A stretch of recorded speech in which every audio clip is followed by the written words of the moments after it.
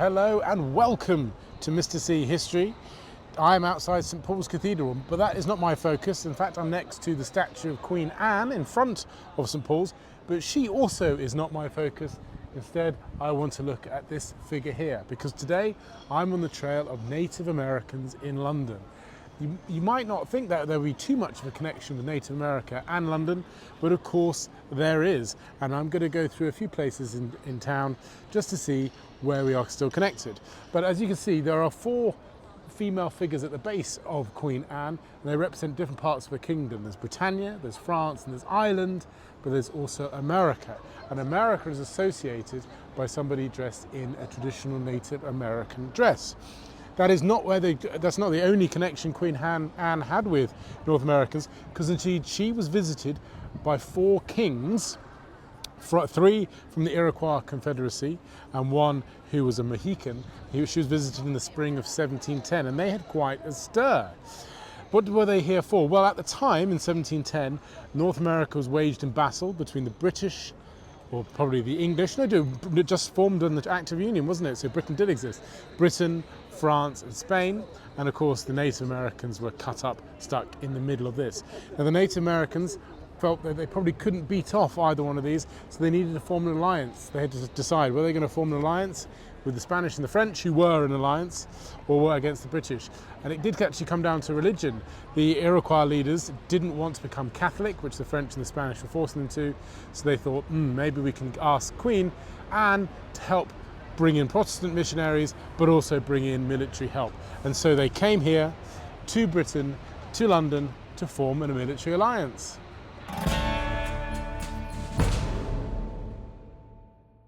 This is King Street, just off Covent Garden, and it was here that the four kings stayed.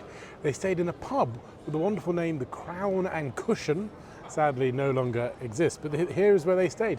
And apparently, by all intents and purposes, they had a wonderful time here in London. As diplomats, they were entitled to go around in royal carriage, and that's what they did.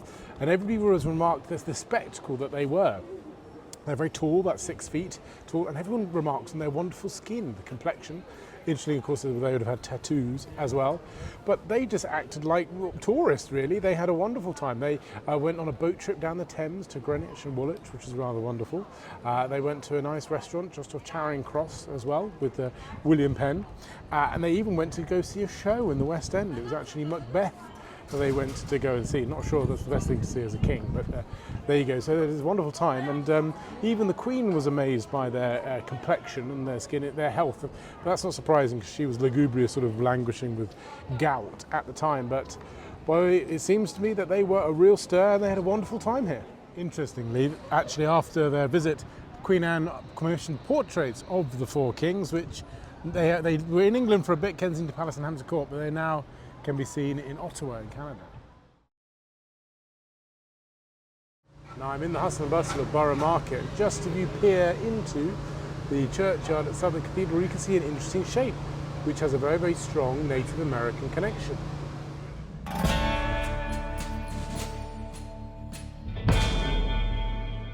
This is the grave of Mahammed Wayon. Now he was a chief of the Mohegan tribe, part of the group that were protecting Queen Anne's soldiers. But by 1736, the English were not really keeping to their side of the coin, and indeed some of the soldiers had started to steal Native American land. He was not very happy with this, Wayon, so he came over to London to petition the new king, George II, to say, look, can you please ask your troops to stop taking my land? But before he could have his audience with the king, he contracted smallpox, and sadly he died in 1736. Even worse, that foreigners were not allowed to be buried within the city of London, where he did die, so he was transported over to here, to what is now Southwark Cathedral, to be buried in an unmarked grave. Very, very sad story. 2006, much later, 2006, some amends is made. Queen Elizabeth II came here, she unveiled this new grave, and indeed she met elders from the Mohegan tribe so that they could finally have their petition with the British monarch. She didn't give them their lands back, of course, but still, some element of justice, I suppose. This is Rotherhithe, and just down the way there is the Mayflower pub, named after the Mayflower, the boat that carried the Pilgrim Fathers, which we'll talk about in a moment, and they have a very strong Native American connection. But the Mayflower pub is rather interesting, although it wasn't called the Mayflower for a long time. It used to be called the Spread Eagle until like the late 1950s, I think. Also, they claim to have been there around the time of the Mayflower sailing, 1620. Doubtful. There would have been drinking dens around here, of course. It is very ye olde worldy in there, though, and with a good view and the American flag, etc.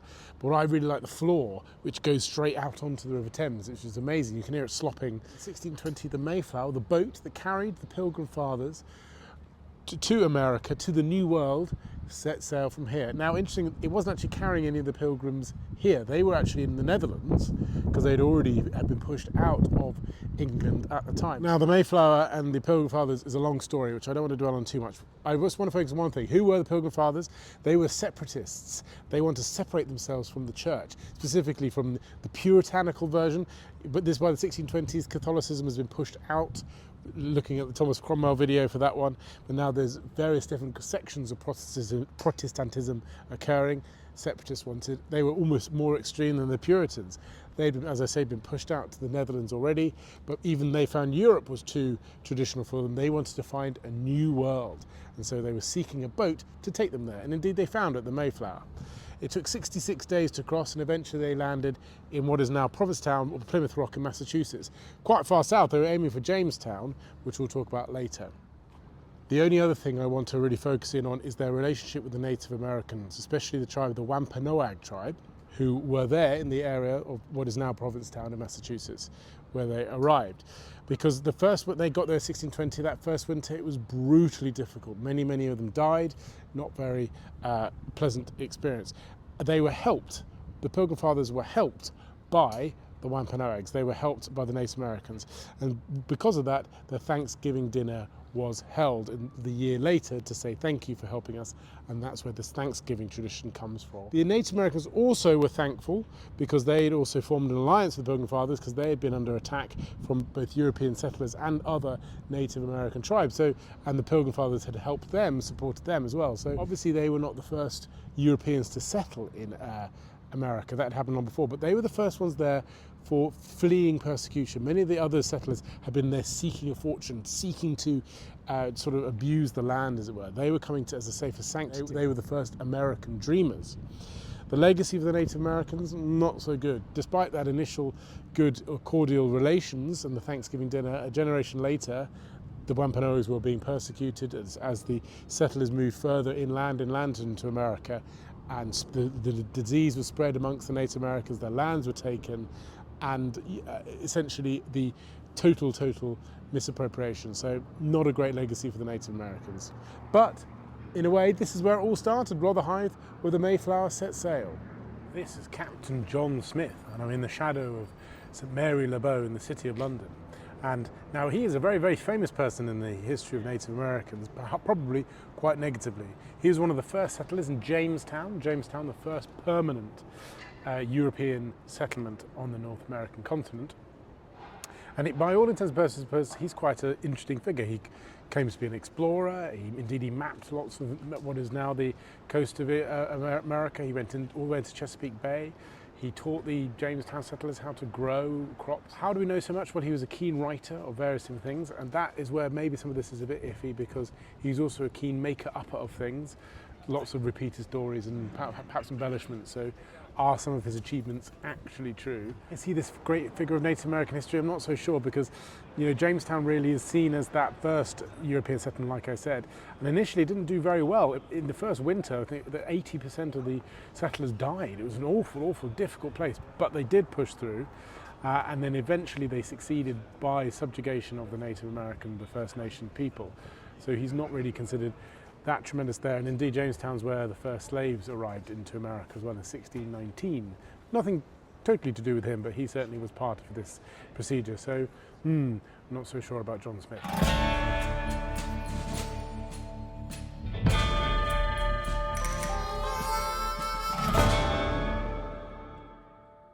Now, I've made my way all the way to St George's Churchyard in Gravesend in Kent, on the trail of perhaps the most famous Native American of them all, Pocahontas. Now, there's lots of myths that go around, and we've just been to see John Smith. I'll tell you one there, but one of the first myths is she actually wasn't called Pocahontas. She had two official names, Amanut and Matuoka, but Pocahontas actually was her nickname, and it means spirited one or playful one, or some people think it might mean naughty one. Which is rather interesting. So there's the first myth. And the second myth I want to dispel right now, she didn't have a romantic liaison with John Smith. The Pocahontas Disney film lies about that. I think John Smith himself lied about it, but when they first met, he would have been 27, she would have been about 10 or 11, so no. Now, who was Pocahontas? Well, she was born around 1596. Her father was Wahun Senaka, who was chief of the Powhatan tribe. Does this make her a princess? Well, she's often described as a princess. Not quite, because I think the chief would have had several wives, and many, tens and tens and tens of children, of which Pocahontas was one. And I don't think she was in the line to the throne or anything like that. So princess maybe not quite the right terminology for her. Now, how is she so well known? Well, that is down to John Smith, because John Smith recants a tale of the people of Jamestown were starving, so he had to sail up to a river to uncharted areas, got to Powhatan tribe lands, and was captured, he claims, and was taken to the chief, Pocahontas' father, and it was, John Smith described it as he was about to be executed or killed, and Pocahontas swept in and saved his life. We're not so sure that this is ultimately true, mainly because John Smith said this about 5 or 6 different times with various different people, so he made up the same story a few times. Plus also, it might not have been a kidnapping, it might be more of a sort of welcoming ceremony that maybe might have been perceived a bit more aggressively. So again, a bit of a lie there from John Smith. But what is true is that Pocahontas did go to Jamestown with food and supplies and did save people that way, so that's quite important. And she very quickly ingratiated herself in Jamestown, became bilingual between English and Algonquin, the language she spoke, which is now extinct, and she became well known within it. Unfortunately, things got a bit worse, and eventually there was a war between the settlers and the Powhatan, and Pocahontas was captured, taken to Jamestown and held captive there. She did marry an Englishman, John Rolfe, not John Smith, which we might possibly think from the film, but she did marry an Englishman. She converted to Christianity, and indeed she had a child with John Rolfe as well. And indeed in 1616 she sailed to England, which is where we start to begin our reason why she is here. She came to England and she was presented to the king. And she was sort of like this advert, really, for Virginia, for Americas, for Native Americans, to advertise saying, aren't they lovely? They are civilized, they speak English, they dress like us, they are Christian, they're married to Englishmen. Come to Virginia and meet people like Pocahontas, and you will be welcome. I forgot to say, actually, by this time she had been changed her name again, this time to Rebecca, a Christian name was bestowed upon her by John Rolfe. Anyway, so she had a bit of time here in England, but eventually they decided to sail back to Virginia, so they got their boat over in London, but only a few hours later, by the time they get to Gravesend, Pocahontas, has turned terribly ill with some sort of fever and sickness. The boat has to moor up, and she's taken here to the churchland, to St George's in Gravesend, behind me, and unfortunately she dies, aged 22. So actually, Pocahontas has got a tragic story of kidnap, of death here in a land that she's not known, and she was eventually buried here, not exactly known where. The church has changed since the 1617 when she died, but they've got this statue here. So what is Pocahontas' legacy? Well, she's seen in various different ways by various different people. Some see her as a hero, a heroine, and many people, including Woodrow Wilson, President Woodrow Wilson's wife, claimed that they were descended upon her, and it was really a cachet to say, I am descended from Pocahontas, the person who, mixed the bloods of America and Native Americans, and, is the shining example of that. So there are those who view her as heroic. Some feel she was a victim, of course. I've just described her terrible and tragic life, and absolutely you can see that too, true. Some people feel she was a bit of a pawn, used in sort of the idea of getting people to come to Virginia and grow tobacco, etc. And she was this advert that here in England. And some people who are Native American feel that she actually was a traitor, that she deliberately sided with John Rolfe and the settlers and deliberately fraternized with them and learnt English and went into Christianity. So there is that view as well. You make your own mind up on that for whatever you believe. Personally, I think I would go more down the tragic victim line. I think it's very sad that she's buried here in Gravesend. But maybe she wins overall. She's got the statue, we all know who she is, and the US Capitol building, in the dome there are 3 portraits of her. She's the second most portraited person in the US Capitol after George Washington, this sort of founding figure of America. So yeah, maybe she's doing pretty well. Well, there we go. I'll leave Pocahontas to look out here in Gravesend, and that's a good place to finish. It's rather interesting. What we might not have thought that London had too much of a Native American connection, but absolutely it did. One perhaps more of exploitation than celebration, but still rather interesting. I hope you've enjoyed that. Please don't forget to subscribe, and I'll see you on the next one.